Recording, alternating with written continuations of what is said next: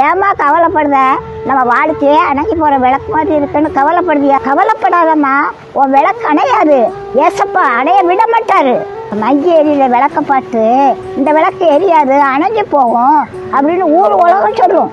ரத்தத்தையே எண்ணெயா ஊற்றி திரிய தூண்டி விட்டு விளக்க பிரகாசமா எரிய விடுவாருமா.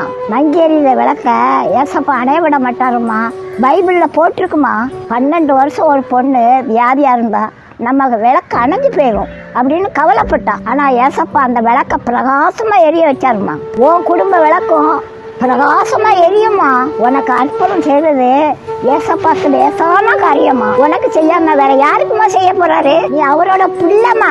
உரிமையோட ஏசப்பாட்ட கேளுமா. நீ கேட்கறவங்க தான் பெற்றுக்கொள்ள முடியும். உன் குடும்பம் ஊருக்கே வெளிச்சம் கொடுக்க போகுதுமா. உலகத்துக்கே வெளிச்சம்னு ஏசப்பா சொல்லியிருக்காருமா.